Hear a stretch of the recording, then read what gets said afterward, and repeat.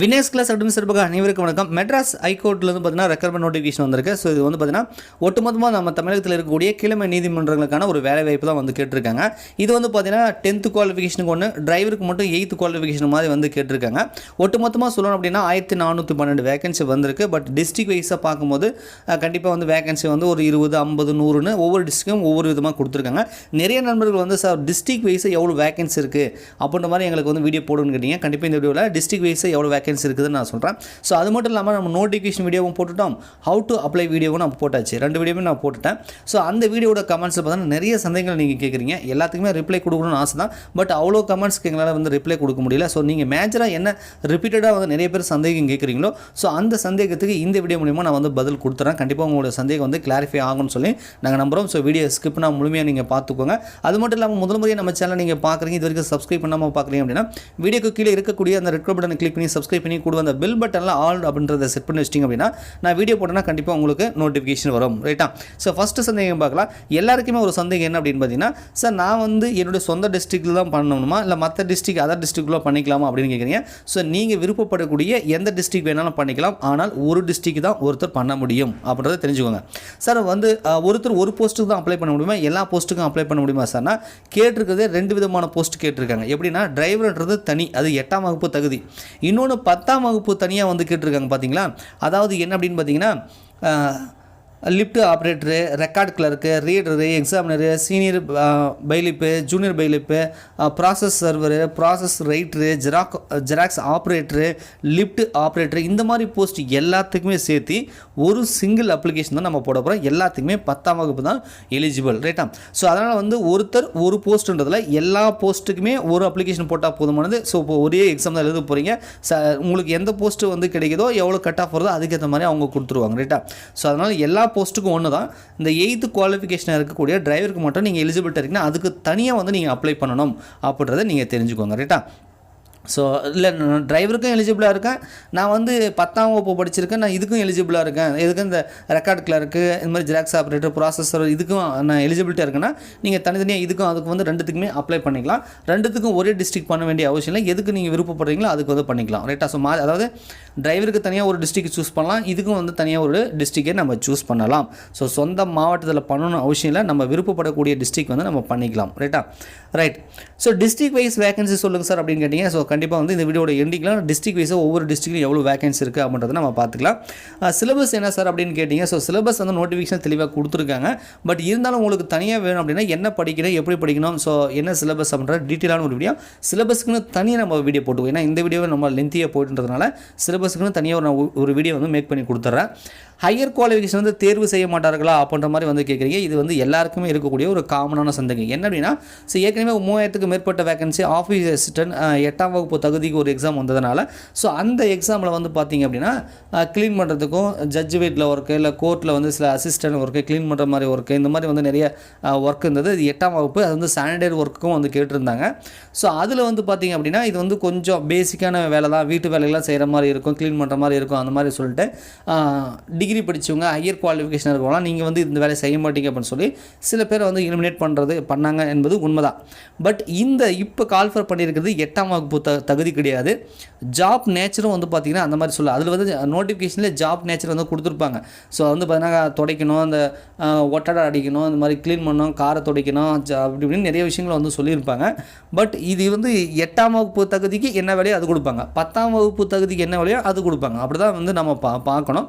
So அதனால் வந்து higher qualification வந்து எலிமினேட் பண்ணுவாங்க அப்படின்றது 100% வந்து இதுக்கு வந்து பொருந்தாது. ரைட்டா? அது இல்லாமல் நமக்கு வந்து அதில் வந்து ப்ராக்டிக்கல் இருந்தது, ஓரல் டெஸ்ட் இருந்தது.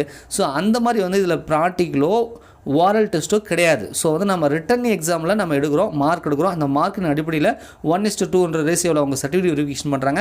ஸோ நம்ம சர்டிஃபிகேட் வெரிஃபிகேஷன் முடிச்சோம்னா நமக்கு வந்து ஜாப் கிடைச்சிரும். ஸோ அப்படி தான். ஸோ ப்ராக்டிக்கல் இல்லை, நிறைய பேருக்கு வந்து ப்ராக்டிக்கலே வந்து எலிமினேட் பண்ணிட்டாங்க. அதுக்கப்புறம் ஓரல் டெஸ்ட்லையுமே வந்து கேள்விகள் கேட்டு வந்து எலிமினேட் பண்ணாங்க. அது இரண்டுமே வந்து இந்த போஸ்ட்டுக்கு வந்து இல்லை அப்படின்றதுனால உங்களுக்கு தாராளமாக நீங்கள் அப்ளை பண்ணலாம். இல்லை சார் நான் டிஎன்பிசிக்கு படிக்கிறேன் அப்படின்ற மாதிரி நீங்கள் நினைக்கிறீங்க, குரூப் 4 முடிஞ்சிருச்சு, குரூப் 2 முடிஞ்சிருச்சு, அதில் இப்போ செலக்ட் ஆகிடுவேன், இல்லை மறுபடியும் நாங்கள் அடுத்த குரூப் 4க்கு தான் படிப்போம், இல்லை வேறு ஏதாவது எக்ஸாம் ப்ரிப்பேர் பண்ணணும்னு நீங்கள் நினச்சிங்க அப்படின்னா நீங்கள் தாராளமாக அப்ளை பண்ண வேண்டாம். இந்த ஜாப்பை பொறுத்த வரைக்கும் பார்த்தீங்க அப்படின்னா முன்னாள் இராணுவத்தினர்களாம், ஆதரவற்ற விதவைகள், அதே மாதிரி கொரோனாவில் பெற்றோரை இழந்தவர்கள், ஸோ உடல் ஊனமுற்றவர்கள், இது மாதிரி வந்து சமூகத்தில் வந்து பொருளாதாரத்துலேயும் மற்றலையும் வந்து பின்தங்கியவர்களுக்கு வந்து ஒரு ஹெல்ப் பண்ணக்கூடிய ஒரு ஜாப் அப்படின்றத நம்ம பார்க்கணும். ஸோ நீங்கள் நல்லா டேலண்ட்டாக இருக்கீங்க, வேறு யூபிஎஸ் எக்ஸாம் ஐஏஎஸ் எக்ஸாம்லாம் எழுதுவேன், நான் வந்து டிஎன்பிசி குரூப் 1 கூட பாஸ் பண்ணுவேன், அந்த மாதிரி ஒரு டேலண்ட் பர்சனாக இருந்தீங்க அப்படின்னா நீங்கள் வந்து இதுக்கு அப்ளை பண்ண வேணாம். எனக்கு எது கிடைச்சாலும் ஓகே, என்ன வேலை கிடைச்சாலும் நான் செய்வேன் சார், நான் மட்டும் அப்ளை பண்ணுங்கள். பின்னாடி செலக்ட் ஆனதுக்கப்புறம் அந்த வேலை வைக்கிறாங்க, இந்த வேலை வைக்கிறாங்க, அப்படி இப்படிலாம் வந்து நீங்கள் கமெண்ட்ஸில் வந்து சொல்ல வேண்டிய அவசியம் கிடையாது. ரைட்டாக எல்லாமே கவர்மெண்ட் ஜாப், அவ்வளோதான். எந்த ஜாப் கிடைச்சாலும் உங்களுக்கு அது தேவைப்படுது, நான் செய்வேன் அப்படின்னா நீங்கள் அப்ளை பண்ணுங்கள். உங்களுடைய தனிப்பட்ட விருப்பம் தான். அது அப்ளிகேஷன் ஃபீஸ் வேஸ்ட் ஆகி போச்சு, காசு செலவாகி போச்சு, அப்படி இப்படின்றதெல்லாம் செலக்ட் ஆகாததுக்கப்புறம் தான். செலக்ட் ஆனீங்க அப்படின்னா என்ன நினைப்பீங்க அப்படின்றத நீங்கள் தான் வந்து யோசிக்கணும். ரைட்டா? ஸோ ஹையர் குவாலிஃபிகேஷனை வந்து எலிமினேட் பண்ண மாட்டாங்க, உங்களுக்கு வந்து ப்ரிஃபரன்ஸ் கொடுப்பாங்க அப்படின்றத ஷார்ட்டாக நான் முடிச்சுக்கிறேன். ஸோ அடுத்தது வந்து நான் சொன்னதாக தான், ஜாப் நேச்சர் வந்து ஜட்ஜ் வீட்டில் இருக்குமா அப்படின்னா கண்டிப்பாக இந்த ஜாப்பை பொறுத்த வரைக்கும் இருக்காது. இவங்க கொடுத்துருக்கு தான் பார்த்தீங்கன்னா மேக்ஸிமம் வந்து கோர்ட்டில் தான் வந்து உங்களுக்கு வேலை இருக்கும். ஸோ நோட்டிஃபிகேஷனில் வந்து ஜாப் எங்கே இருக்கும், எப்படி இருக்கும் அப்படின்றத வந்து சொல்லியிருக்காங்க. ஃபஸ்ட்டு பாருங்கள், தேர்வு செய்யப்பட்ட விண்ணப்பதாரர்கள் விண்ணப்பித்த மாவட்டத்தில் பணியமர்த்தப்படுவார்கள். நீங்கள் எந்த டிஸ்ட்ரிக்ட் அப்ளை பண்ணுறீங்களோ அந்த டிஸ்ட்ரிக்ட் கிடைக்கும். இருப்பினும் தேர்வு செய்யப்பட்ட பணியாளர்கள் எந்த ஒரு நேரத்திலும் நிர்வாக காரணங்களால் தேவை மற்றும் அவசிய நிமித்தம் காரணமாக ஒரு நீதிமன்றத்தின் அலுவலகத்திலிருந்து மற்றொரு நீதிமன்றத்துக்கு நீங்கள் மாற்றப்படுவார் அப்படின்றத வந்து சொல்லியிருக்காங்க. மேற்குறிப்பிட்ட பணிகளுக்கு தேர்வு செய்யப்படும் அனைத்து பணியாளர்களும் தங்கள் மேலதிகாரிகள் அவ்வப்போது வழங்கும் அனைத்து பணிகளையும் விடுமுறை மற்றும் பணி நேரம் கடந்த நிலையிலும் அர்ப்பணிப்புடன் செய்ய வேண்டும். ஸோ ஒரே வரியில் முடிச்சிட்டாங்க. ஹையர் ஆஃபீஸர் நமக்கு என்ன சொல்கிறாங்களோ அந்த வேலையை நாம் செய்யணும். இதுக்கு வந்து விடுமுறை லீவு, சாட்டர்டே சண்டே லீவு, நான் வேலை செய்ய மாட்டேன், இல்லை ஃபங்க்ஷனு லீவ் விடுமுறை, ஸோ அந்த மாதிரி விடுமுறை கவர்மெண்ட் ஹாலிடேலாம் நான் வந்து ஒர்க் பண்ண மாட்டேன், அந்த மாதிரிலாம் வந்து சொல்ல முடியாது. பணி நேரம் கடந்த நிலை அப்படின்னு பார்த்திங்க அப்படின்னா ஸோ டைமிங், ஸோ 5 மணி ஆனால் நான் வந்து வீட்டுக்கு போயிடுவேன், 6 மணி ஆனாலும் வீட்டுக்கு போயிடுவேன், அந்த மாதிரிலாம் வந்து கிடையாது அப்படின்னு சொல்கிறாங்க. கிட்டத்தட்ட பார்த்திங்கன்னா டைமிங்கும் கிடையாது, லீவும் கிடையாது. ஸோ அதனால் வந்து பார்த்திங்கன்னா அவங்க சொல்கிறதான் ஹையர் ஆஃபீஸர் என்ன கொடுக்குறாங்களோ அதுக்கு ஏற்ற மாதிரி தான் ஜாப் இருக்கும். கிட்டத்தட்ட சொல்லணும் அப்படின்னா கொஞ்சம் வீட்டு வேலை அந்த மாதிரிலாம் இல்லாமல் ஓரளவுக்கு அந்த ஆஃபீஸ் சிஸ்டரை விட ஒரு படி தான் மேலே, கிட்டத்தட்ட ஆஃபீஸ் சிஸ்டரை விட ஒரு படி மேலே அப்படின்னா இந்த டைமிங்கு லீவு. இப்போ ஏற்கனவே ஒர்க் பண்ணுற நம்மளுடைய நண்பர்கள்லாம் சொல்லிட்டு இருக்காங்க, சார் டைமிங் வந்து எனக்கு செட் ஆகலை, காலையிலே வர சொல்கிறாங்க, நைட்டு 8 மணிக்கு அனுப்புகிறாங்க, 9 மணிக்கு அனுப்புகிறாங்க. ஸோ அதே மாதிரி தான் மேபி இதுக்கும் வந்து இருக்கிறதுக்கு வாய்ப்புகள் இருக்குது. ஸோ டைமிங் பிரச்சனை, லீவு இல்லைனாலும் பரவாயில்ல, இந்த மாதிரி வந்து நான் எது கொடுத்தாலும் செய்வேன் சார், எனக்கு தேவை ஒரு ஜாப், என் குடும்பத்தை காப்பாற்றுறதுக்கு வருமானம், எனக்கு ஒரு கவர்மெண்ட் ஜாப் அப்படின்னு நினச்சா அப்ளை பண்ணுங்கள், இல்லையா விட்டுடுங்க. ரைட்டா? ஸோ யாருமே வந்து இந்த 500 ரூபா வச்சுக்கோ நீ அப்ளை பண்ணு, நீ கட்டாயப்படுத்தி யாருமே அப்ளை பண்ண போகிறதில்ல, நம்ம விருப்பப்பட்டு நாம தான் போய் அப்ளை பண்ண போகிறோம். ரைட்டா? ஸோ அதனால் உங்களுக்கு விருப்பம் இருந்தால் பண்ணுங்கள், இல்லைனா விட்டுடுங்க. ஸோ அதேமாதிரி வந்து பார்த்திங்கன்னா பிஎஸ்டிஎம் சர்டிஃபிகேட் ஆகட்டும், நீங்கள் டிஎன்பிசிக்கு வச்சுருந்தீங்கன்னா அதை கூட யூஸ் பண்ணிக்கலாம். அது ஒரே ஃபார்மெட்டில் தான் இருக்குது. நன்னடத்தை சான்றிதழ் ஆகட்டும், எக்ஸ்பீரியன்ஸ் சர்டிஃபிகேட் ஆகட்டும், ஆதரவற்ற விதவிகள் சான்றிதழ் ஆகட்டும். ஸோ இது போன்ற உங்களுக்கு ஏதாவது ஒரு சர்டிஃபிகேட் வேணும் அப்படின்னா அன்னெக்ஸில் அவங்களே வந்து கொடுத்துருக்காங்க. அது எப்படி சார் டவுன்லோட் பண்ணுறதுனா, நீங்கள் அந்த எம்எஸ்சியில் வந்து அந்த அப்ளிகேஷன் நம்ம கிளிக் பண்ணுறோம் இல்லையா, அப்ளை பண்ணுறது போகிறோம் இல்லையா, அதை வந்து நீங்கள் கிளிக் பண்ணும்போது கீழே இன்ஸ்ட்ரக்ஷன் டு த கேண்டிடேட் அப்படின்னு சொல்லி போட்டிருப்பாங்க. அதில் ஹவு டு அப்ளைன்னு கொண்டு கொடுத்துருப்பாங்க. அதை வந்து கிளிக் பண்ணிங்க அப்படின்னா உங்களுக்கு வந்து ஒரு இன்ஸ்ட்ரக்ஷன் மாதிரி நிறைய ஒரு பிடிஎஃப் வந்து டவுன்லோட் ஆகும். அதுக்கு கடைசியில் அந்த பிடிஎஃபோட கடைசியில் பார்த்தீங்கன்னா பிஎஸ்டிஎம் சர்டிஃபிகேட், நன்னடத்தை சர்டிஃபிகேட், ஆதரவற்ற விதவிகளுக்கான சர்டிஃபிகேட், எக்ஸ்பீரியன்ஸ் சர்டிஃபிகேட், அது வந்து நீங்கள் டிரைவர் கூட யூஸ் பண்ணிக்கலாம். அதே மாதிரி நீங்கள் ஜெராக்ஸ் ஆப்ரேட்டர் இருந்தாலும் யூஸ் பண்ணிக்கலாம். இல்லை வேறு ஏதாவது இவங்க கொடுத்துருக்கூடிய அந்த போஸ்ட்டில் கூட உங்களுக்கு எக்ஸ்பீரியன்ஸ் இருந்துச்சுன்னா கூட நீங்கள் வந்து அந்த சர்டிஃபிகேட் வந்து வாங்கி கூட நீங்கள் வந்து அப்லோட் பண்ணிக்கலாம். ரைட்டா? ஸோ அதனால் அந்த சர்டிஃபிகேட்டில் எங்கே சார் இருக்குது, எப்படி சார் டவுன்லோட் பண்ணுறதுன்னு கேட்டிங்க, அதுவும் நான் சொல்லிட்டேன். ஸோ இதுதான் விஷயம். ரைட்டா? ஸோ அடுத்து வந்து நம்ம எவ்வளோ வேகன்சின்றதை நம்ம சொல்லிடலாம். ஸோ இப்போ வந்து நம்ம ஒவ்வொரு டிஸ்ட்ரிக்கும் எவ்வளோ வேகன்சி அப்படின்றத நம்ம பார்க்கலாம். ஸோ ஒட்டுமொத்தமாக சொல்லிட்டு 1412 இதில் இந்த போஸ்ட் கொடுத்துருக்காங்க இல்லையா, அந்த senior பிணிப்பு, junior bailiff, process server, இந்த மாதிரி record clerk, lift operator, xerox operator, இது மாதிரி இந்த போஸ்ட்டுக்கு எல்லாத்துக்கும் வந்து 1353, டிரைவருக்கு வந்து 59 வேகன்சி வந்து சொல்லியிருக்காங்க. ஒவ்வொரு டிஸ்ட்ரிக்டில் நம்ம பார்க்கலாம். ஸோ அரியலூரில் பார்த்தீங்கன்னா 16 வேகன்சி இருக்குது. நம்ம ஒவ்வொரு போஸ்ட்டுக்கும் தனியாக பண்ண போகிறதில்ல. ரைட்டா? இதில் மேலே இருக்கக்கூடிய இப்போ நீங்கள் எல்லோ கலரில் பார்க்குறீங்களா, இது எல்லா போஸ்ட்டுக்கும் ஒரு அப்ளிகேஷன் தான் போட போகிறீங்க, தனித்தனியாக வந்து போட போகிறதில்ல. ஸோ அதனால் ஒட்டுமொத்த வேகன்சி மட்டும் நமக்கு தெரிஞ்சால் போதும். நம்ம தனித்தனியாக அப்ளை பண்ணுறதா தான் நம்ம தனித்தனியாக பார்க்கணும். ரைட்டா? ஸோ ஒட்டுமொத்தமாக ஒரு அப்ளிகேஷன் தான் போட போகிறீங்க. ஸோ அரியலூருக்கு வந்து 16 இருக்குது, சென்னைக்கு வந்து பார்த்தீங்கன்னா 33, கோயம்புத்தூருக்கு 78, கடலூருக்கு 108, தருமபுரிக்கு வந்து 27, திண்டுக்கலுக்கு வந்து 28, ஈரோடுக்கு வந்து 39, 19, காஞ்சிபுரம் இன்க்ளூடிங் செங்கல்பட்டு சேர்த்து வந்து 29 வேகன்சி வந்து கொடுத்துருக்காங்க. கன்னியாகுமரிக்கு வந்து பார்த்தீங்கன்னா 24 வேகன்சி வந்து இருக்குது. கரூருக்கு வந்து 11, கிருஷ்ணகிரிக்கு 23, மதுரையில் வந்து 74 வேகன்சி வந்து ஹையஸ்ட்டாக வந்து கொடுத்துருக்காங்க. நாகப்பட்டினம் இன்க்ளூடு மயிலாடுதுறை அப்படின்னு பார்த்தீங்கன்னா ஒட்டுமொத்தமாக வந்து 8 வேகன்சி தான் கொடுத்துருக்காங்க. நாமக்கலுக்கு 30 வேகன்சியும், பெரம்பலூர் 17 வேகன்சியும், புதுக்கோட்டை 53 வேகன்சியும், ராமநாதபுரம் 29 வேகன்சியும், சேலம் வந்து 93 வேகன்சி வந்து கொடுத்துருக்காங்க. அது மட்டும் இல்லாமல் சிவகங்கைக்கு வந்து 48 வேகன்சியும், தஞ்சாவூர் 80 வேகன்சி, தஞ்சாவூரில் அதிகமாக இருக்குது ரைட்டா.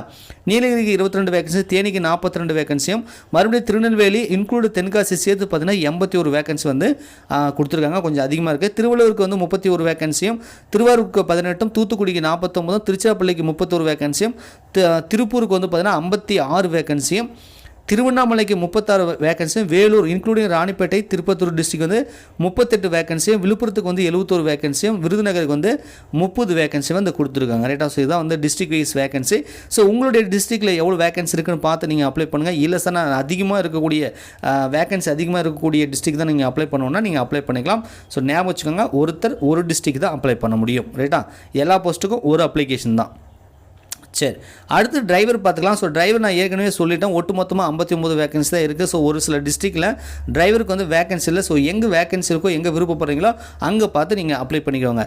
சென்னையில் வந்து டிரைவருக்கு 5 வேகன்சி இருக்குது, கோயம்புத்தூரில் 2 வேகன்சி இருக்குது, அரியலூரில் வேகன்சியே கிடையாது, கடலூர்லேயும் வேகன்சி கிடையாது, தருமபுரிலையும் வேகன்சி கிடையாது, திண்டுக்கல் வந்து 2 வேகன்சி வந்து கொடுத்துருக்காங்க, ஈரோட்டில் வந்து வேகன்சியே கிடையாது, காஞ்சிபுரம் இன்க்ளூடிங் செங்கல்பட்டுக்கு வந்து 4 வேகன்சி இருக்குது, கன்னியாகுமரிக்கு 1 வேகன்சி, கரூருக்கு 1 வேகன்சி, கிருஷ்ணகிரிக்கு வந்து 3 வேகன்சி, மதுரைக்கு வந்து 4 vacancy, Nagapattinam including Mayiladuthurai district சேர்த்து வந்து 1 வேகன்சி வந்து கொடுத்துருக்காங்க, நாமக்கல்லில் 3 வேகன்சி வந்து கொடுத்துருக்காங்க, பெரம்பலூரில் 1 வேகன்சி இருக்குது, புதுக்கோட்டையில் வேகன்சியே கிடையாது 0, ராமநாதபுரத்தில் 3 வேகன்சி இருக்குது, சேலத்தில் வந்து 3 வேகன்சி இருக்குது, ராமநாதபுரம் சேலம்லாம் 3 வேகன்சி கொடுத்துருக்காங்க, சிவகங்கை வந்து 3 கொடுத்துருக்காங்க, தஞ்சாவூர் 2 வேகன்சி இருக்குது, நீலகிரி டிஸ்ட்ரிக்ட் டிரைவருக்கு வந்து வேகன்சியே கிடையாது, தேனிக்கு வந்து பார்த்தீங்கன்னா 2 வேகன்சி இருக்குது டிரைவருக்கு, திருநெல்வேலி இன்க்ளூடிங் தென்காசிக்கு டிரைவருக்கு வேகன்சியே கிடையாது, திருவள்ளூரில் 2 வேகன்சி, திருவாரூரில் 1 வேகன்சி, தூத்துக்குடியில் 4 வேகன்சி, திருச்சிராப்பள்ளிக்கு 1 வேகன்சி, திருப்பூருக்கு 3 வேகன்சி டிரைவருக்கு, திருவண்ணாமலையில் டிரைவருக்கு வந்து 5 வேகன்சி வந்து கொடுத்துருக்காங்க,